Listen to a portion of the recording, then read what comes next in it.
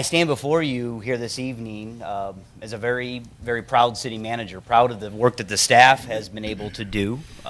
They have really worked tirelessly to put this budget together. And as a matter of fact, this is my 16th consecutive year being involved in some fashion in the city's proposed budget. And it was the first time that I did not play a meaningful role. And so it was a weird experience for me, waiting day in, day out for either Aaron or Rick or Deb to tap me on the shoulder and ask me for my help, and they didn't need me. So that is what you strive for when you hire very good, talented, and hardworking people. And so the credit goes to them. And the credit goes to you, City Council. What we're going to discuss tonight in a very meaningful way is just how different you are. You're elected officials, but you're not politicians. Last year's budget was a perfect example of that. It was passed 9-0. It required compromise, and it required each one of you to in some way be a little bit unsatisfied. And I'm going to make the assumption that the opinions, viewpoints, and philosophies that each one of you has is no different than the state of Illinois. You're not any less passionate about the things that you believe in than Speaker Madigan, Senate President Cullerton, or certainly Governor Rauner, but yet you find a way to compromise. And why do you do that? The reason is you put the citizens of Elgin before what is even in your personal interests. It's not safe to vote for budgets that have tax increases. It's not safe to vote for budgets that are going to disappoint people. But unfortunately, that's the job that you have signed up for. It's the job we've all signed up for. Is public service is built on the premise of service above self. And when you find those that have that equation the other way around, such as the state of Illinois, you can easily lead to the worst financial situation currently facing any state in the union. And from a financial practitioner's perspective, the degree and magnitude of the state of Illinois' problems will not be solved in this budget, the next budget, the budget after that, or the budget after that. It is a cataclysmic type of situation. There will be major revenue increases and major expenditure cuts because the hole is so big that that is the only way to solve it. The state could have learned a very valuable lesson, one that I learned, and don't always adhere to it, but the first rule of holes is when you're in one, you stop digging.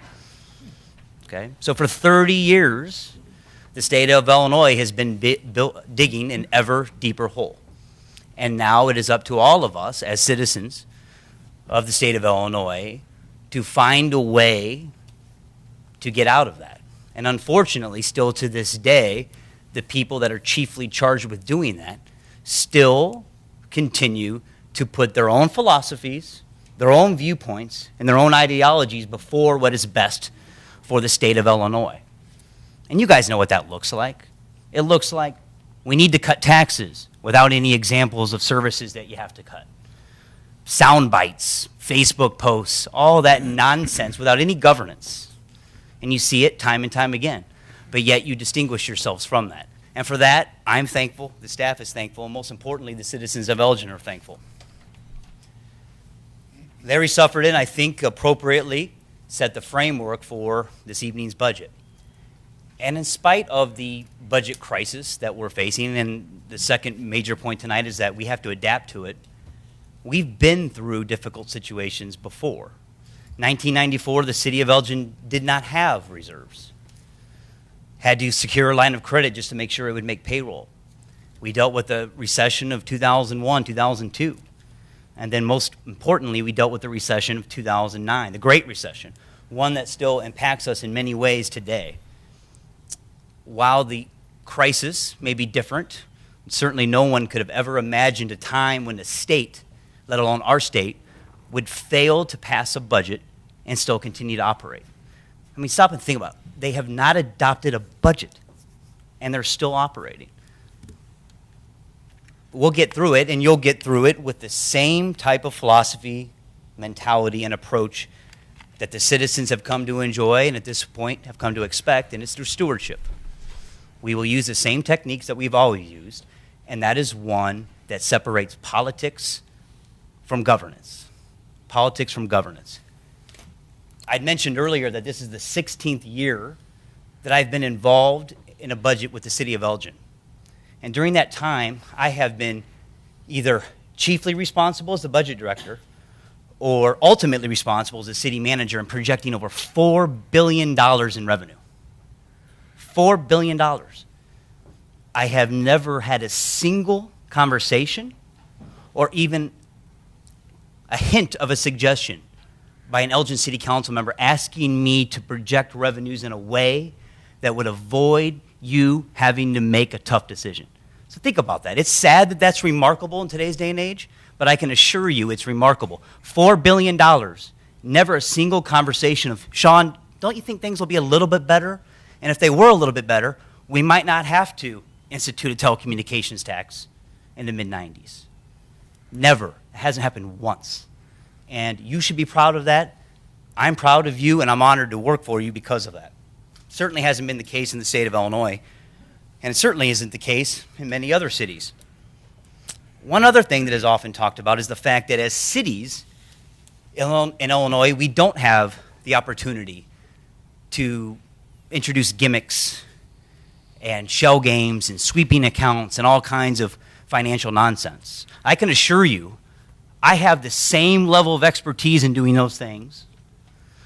Rick does, Deb does, as the people of the state of Illinois, the people of the city of Chicago. So just because we're a city doesn't mean we can't employ those. Oh, we could. I could be standing up here telling you everything's great right now. Could have done that in 2009. Certainly could have done that in 2012. But again, we didn't do that. That was because the expectations of the city council were very different. So it's just not because we're a city that we don't have those opportunities. The city of Chicago, state of Illinois, they're in the same boat. The city of Chicago's budget is literally exploding right before all of our eyes, and they're a city. So again, standing here today in the position of financial strength that we are to deal with such an issue as the state not adopting a budget is not by accident. It's through your wise, selfless governance, decision-making, and stewardship. And you deserve to be recognized for that. 3 things you need to know this evening is that all of the budget challenges that you will face are unequivocally, 100%, completely, totally, every way I could describe it, as a direct result of the state's actions and inaction. And that'll be important. Those messages will be critical in communicating with our citizens. 2, the city council, as I've been saying in great length, has proactively positioned the city to be the best financial position possible to deal with this crisis. And then finally, continued stewardship will be necessary and of the utmost importance as we move through this time frame. Again, the idea of stewardship is actually acting on behalf of somebody else. Another way of describing that is to be a trustee, and villages in Illinois use that term. But that's what you are. You're a trustee. And you've acted as such.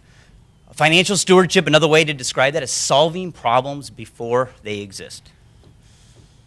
Or as in my good English, before they exist. Obviously, Rick didn't proofread this for me. You think about that. That's a hard thing to do. Diversifying and raising taxes. Yes, you raised taxes 2012 before you needed to. Put you in a position today that the result of the state's inaction isn't having a dramatic impact on you. And that wasn't easy. That was tough. But you did it. You did it in 1994 when you set aside money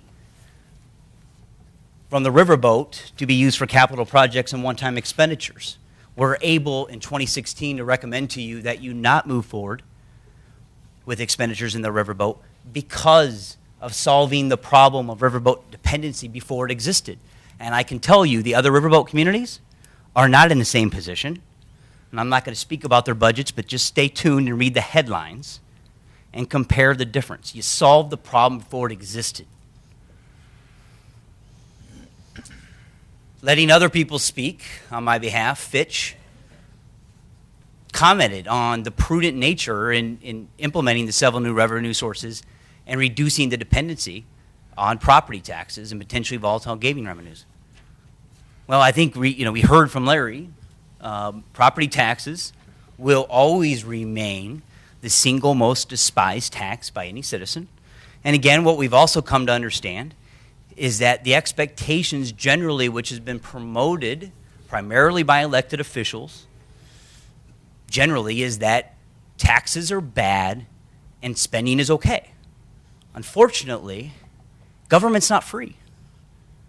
You can't have high-quality services without the requisite revenue. However, that part's routinely left out. And again, your government by soundbite, Facebook post, and tweet.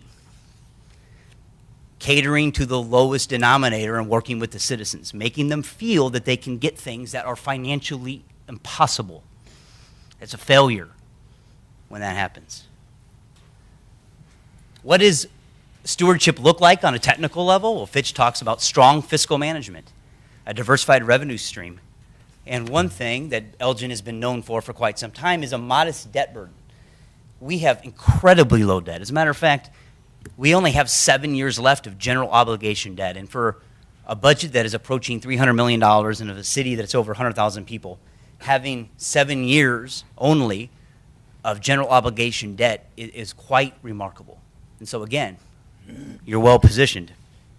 Unfortunately, that is coming back to haunt us because, and I'll explain, because we're in the state of Illinois. The one thing you haven't been able to accomplish is to move Elgin to another state.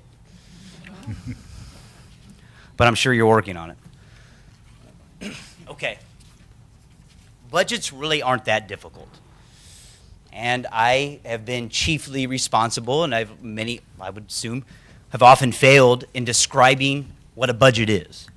Because I get excited and I'm really into it and I love budgeting. Everybody knows that, and I like all kinds of very technical things when it comes to budgeting. But at the end of the day, everything we needed to know, or you needed to know, and you needed to know, and the citizens needed to know about budgeting, you learned at a very early age. And that was essentially, you don't spend money you don't have, okay? So you learn to set money aside. Very early age. Why? Maybe you had it in a piggy bank. Maybe you still have it in a piggy bank. For a rainy day. One you couldn't predict. Well, again, it is raining. It is raining in the state of Illinois. And the real problem is it's been raining in Illinois for 30 years. But, I mean, think about it. What usually is the reaction when people talk about the state of Illinois' financial problems, year in and year out? Two things, laughter and people being desensitized. It has been so bad for so long, people feel like they can't do anything about it, and that have then in some way, through lack of inaction or lack of outrage, have come to accept it. New York Times, first line. I grayed out the other because it doesn't matter.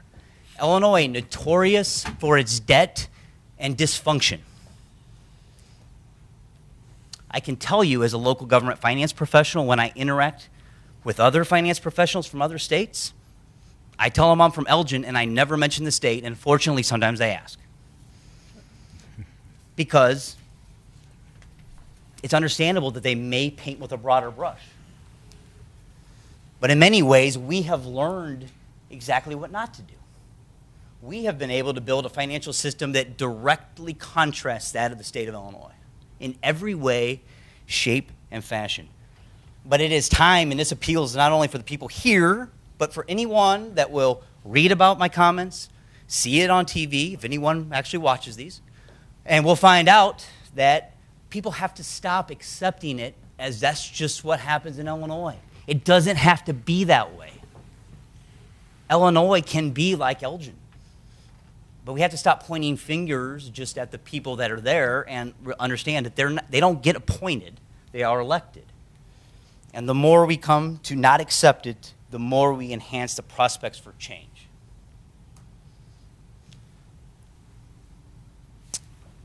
$8.5 billion is a conservative estimate of what the backlog and bills are at. And I use the word we intentionally. It's not we, meaning the city. It's mean we, all of us as citizens of the state of Illinois. And that's just for this fiscal year. So how did we get there? Well, years of pay later budgeting has resulted in a massive imbalance between sustainable revenue and spending. Again, you could do that. You could have done that years. You could have done that for several years. We've got healthy reserves. We had the ability to punt on many, many things. Had the ability to get through this year, get through next year without any action. Unfortunately, that just compounds the problem, and that's unacceptable to you. But that's what's happened for 30 years. And that didn't happen by just one party, obviously. Democrats and Republicans in Illinois, while they differ on all of their solutions, have the most important, sadly, thing in common is that they have been co-conspirators in failing all of us in financial stewardship. So today, the state of Illinois is holding our riverboat money, and they're holding our motor fuel tax money. Now, we heard from Larry that motor fuel tax money, if every Democrat shows up that day and decides to vote down party lines, we may see that money start to come back. But I can assure you, we're not counting on it. And the proposed budget that is in front of you is not based upon that. So what does tomorrow bring? What's 2016 bring? We don't know. Could bring property tax caps. Could bring an income tax cut. Again, we're not certain. And never forget that we are creatures of the state of Illinois. All the powers that we have come from the state of Illinois. What they give, they can take away. And we have tried to become as independent as possible from a financial perspective from the state of Illinois. And under home rule authority, we have that ability. But never forget that they can take it away. And so it's impossible to ever completely be independent from the entity that owns you. 2015, we've been using money from our piggy bank. It's been raining. We've been able to provide for a seamless continuation of the services, the projects that have been provided by the riverboat because of the stewardship that the city council has brought forward in making sure we got to this day.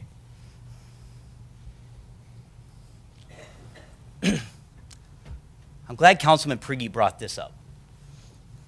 And the only way that I could be safe in titling this slide is to call it interesting. But I can assure you what I really want to call it is not that. Again, this isn't a Republican-Democrat thing. But I want you to stop and think about this. Everybody, stop and think about it. The state of Illinois is holding our money. And then the governor criticizes us for having the ability to weather the storm. Think about that. I'm not going to pay you. And oh, by the way, shame on you for being able to get through the hard time that I just put you in. It's ridiculous. It makes no sense. Those reserves are what are keeping municipal operations afloat, not only in Elgin, but in other communities. And those smaller communities throughout Illinois who don't have the reserves that we do, for whatever reason, this will be a very difficult winter. It will become very real. But we get it. That's not stewardship. That statement is not stewardship.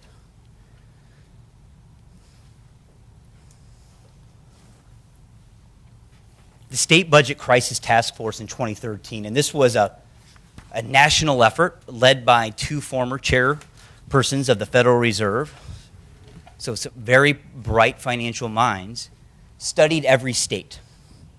And at that time, this bipartisan effort said that the state of Illinois should adopt multi-year planning, which we do, develop and fund a meaningful rainy day fund. So the experts said, do it. The governor doesn't think it's that important.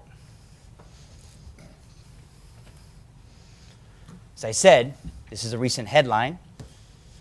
Winter's going to get tough. And again, what's both good and bad is that for this year, for most of the citizens of Illinois, the budget impasse or the failure to adopt a budget hasn't impacted the majority of the people. But the longer that it goes on, it will. So it hasn't impacted us in 2015, but today starts the day where it impacts us. And then most significantly on January 1, as I'll be recommending that we take a completely different approach, because since none of us thought that it could ever happen to begin with, and then secondly, none of us thought that it could go on this long, why would we assume they will ever adopt a budget? Doesn't seem so crazy to me. I'm not making any assumptions. Unless there are new people there, and they're not. So again, we don't know what tomorrow brings. So we go back to the basics. Again, it's not analytical, it's not complicated, it's elementary. There are three options. And you've heard this before. Served us well in 2012. Same concept, different titles. We can approach this budget in a pessimistic fashion and assume that the state of Illinois is going to cut income tax. They're going to cap property tax. They're going to keep your MFT monies. They're going to cut riverboat revenue. And they're going to put a limit on the amount that you can borrow to fund community needs. We could do that. And I would assume at this point, we can all agree we could make a really good argument to have our budget based upon that. However, acting too soon from a financial perspective is often just as a bad decision as acting too late. And the reason you have reserves is so you can approach this difficult situation in a prudent and responsible manner. And so adopting a budget based upon the premise that is completely pessimistic and has given up all hope of some element of stewardship is not being recommended. On the right side, we could be optimistic. We could assume income tax, we're good. Property tax, they won't do that. Motor fuel tax, they'll eventually give us our money. And riverboat revenue, well, they put riverboats in communities to help us out, so eventually that will occur to them again. And why would they limit our debt when it doesn't have any impact on them? You know, I'm not going to take that approach either. I don't think there's a lot of evidence to support that.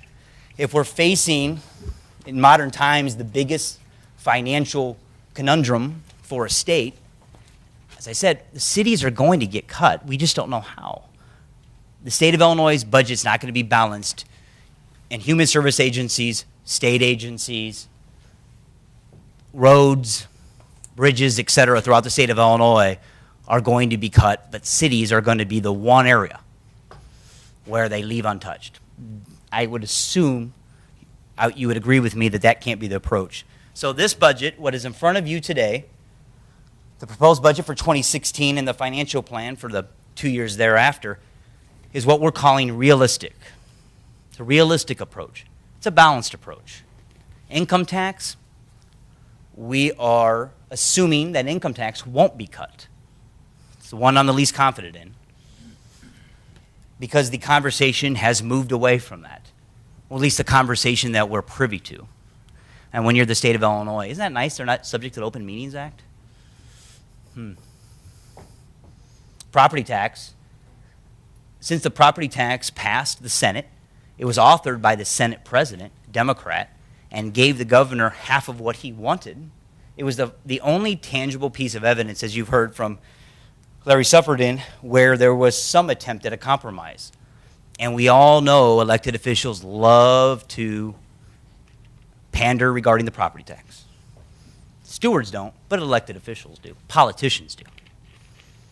Okay? So we can assume that we're going to have a cap. This budget is based upon the fact that we're going to have a 2-year cap in property taxes. Okay. Do we really think they're going to remove that cap in 2 years? Isn't that a tax increase? Which everybody knows you don't want those. You want the services, but you don't want the tax increase. So we're assuming that even beyond that, that our levy will be capped beyond this year, just like it is in California, just like it is in Colorado, and where even the most conservative foundations have studied over time that, in fact, the property tax caps don't lead to less spending. They lead to other revenue sources being created. So it will accomplish nothing other than it will appear on the front of numerous state legislators' campaign brochures. And they'll be able to tell people they made sure that those bad city councils and town village boards got their property taxes capped. Because they're the ones that should be ensuring fiscal responsibility. That makes a lot of sense. It's not stewardship. And we're also assuming, again in that same theme, the last one there, that our debt limit will be capped.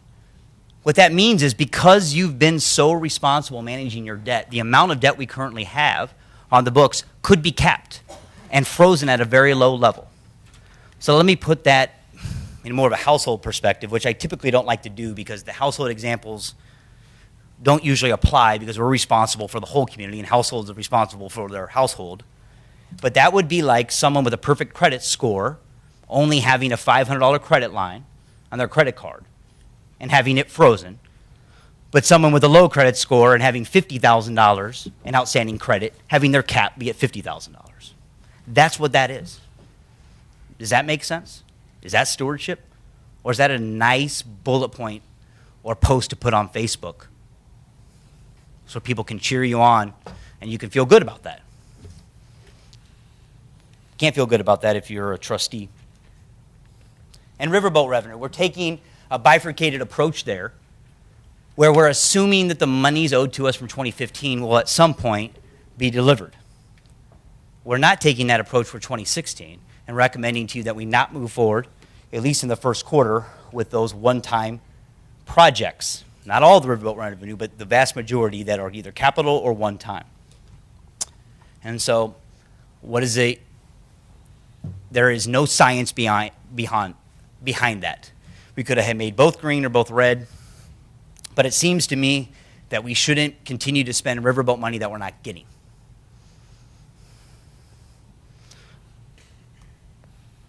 So the approach is one that is based upon what we would think to be the most realistic, with no good information, without any confidence in the General Assembly. This is the best that we believe we can do.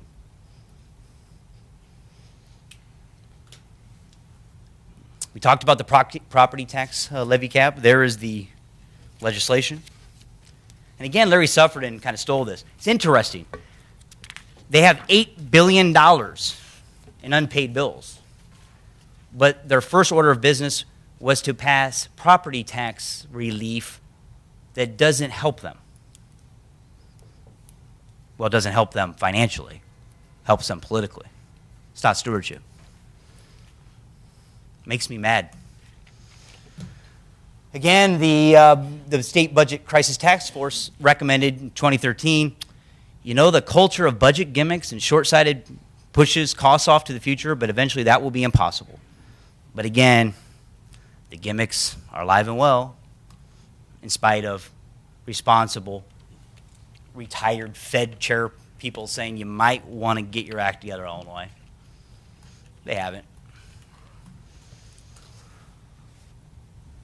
To reiterate, here's our approach to riverboat funds and motor fuel tax. We are assuming that we will receive both the 2015 and 2016 MFT monies. Because, frankly, MFT, while that's really for your purposes, City Council, is really not that relevant. Motor fuel tax, general fund, it's all the same from your perspective, is that we use motor fuel tax to fund those expenditures that we find important is road salt, street lights, traffic signals, pavement markings, and personnel. And in spite of the fact that we're not getting that money, we're pretty sure we've needed to keep doing that, and we would continue to do that because we don't have a choice at this point. Well, we do have a choice. Some communities don't have. We could stop salting the streets, but again, that's the reason why you've done the hard work to have the reserve. So we would continue with that, and hopefully the legislation will pass and that money will start to flow. Again, the state, they really take this to heart, to do as I say, not as I do. Again, it's interesting coming from 50 out of 50 when it comes to overall fiscal health. This debt limitation, again, why it's very technical. At the end of the day, it makes it so it is very difficult. And we can explain that in more detail later if you'd like, and we will as we move through this process. But it makes it very difficult to issue debt. And again, debt is a very useful tool. Debt is what allows you to do incredible things. The police department facility seems to have been pretty important to us. The center, last time I was there, people really seem to think that's been a positive thing. The police radio system, all accomplished through debt. And so this idea that debt is bad is not true unless you're the state of Illinois. And so I get it if they wanted to put a cap on the amount of debt that they could issue, because clearly they can't handle it. But for us, as commented again by Fitch Ratings, we are able to appropriately use debt as a tool for progress, not as a tool for financial demise. So do as I say, not as I do. Again, making this real, Illinois, now with the lowest credit rating in the country, is the one ensuring that we won't issue debt and we won't overtax in property taxes. In spite of the fact that we are AAA. Interesting. The realistic approach. Let me put a finer point on that, and then I'll wrap up and entertain any questions the City Council might have. There's a two-pronged strategy going into 2016. And we're recommending in this proposed budget that the City Council borrow $25 million for street and utility improvements.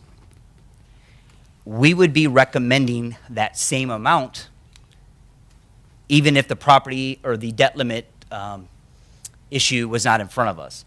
What we would do is we would likely cut that in two and do it over 2 years. Makes it a little bit easier for the staff to manage. 15 of that is streets. 10 of that is underground utilities. But because of the need now to use some of that credit line, so we are deemed to be in a better situation by having more debt by the state of Illinois, want to do that over 1 year. And again, that is a very appropriate use of debt. It's a good use of debt because we have a lot of streets. Perfect example are those many of the neighborhood streets in the northeast neighborhood that the curbs are in great shape, the sidewalks are in great shape, but the top layer, the top surface is now failing. And if we wait a couple years, it'll fail to the point where it's more expensive. So again, not spending money is often a really bad financial decision. Number two, we need to position our property tax levy as a hedge against the property tax cap, which I would fully expect. I hope I'm wrong. But past experiences would tell me that we should expect that. Larry Suffredin commented about the village of Skokie putting in place a food and beverage tax. We could take a similar action, but at this point, with our healthy reserves, I don't think it is necessary, and I'm not recommending to you at this point that we introduce a new tax. But I am suggesting that in spite of the last several years of having a declining property tax levy, it's been one of the really significant accomplishments by the City Council was reducing our dependence on property tax. Well, again, just like with the debt, that is now a bad thing. And so we have to move in the other direction in order to position the communities, in order to help to guarantee, it's not a complete solution by any means, the city's financial health now and into the future. Again, that requires stewardship. The people that benefit from that are often going to be future city council members, future residents. It's not easy. Not easy at all. The popular thing to do would be to say, that's the last thing we could do. That would be the popular thing to do.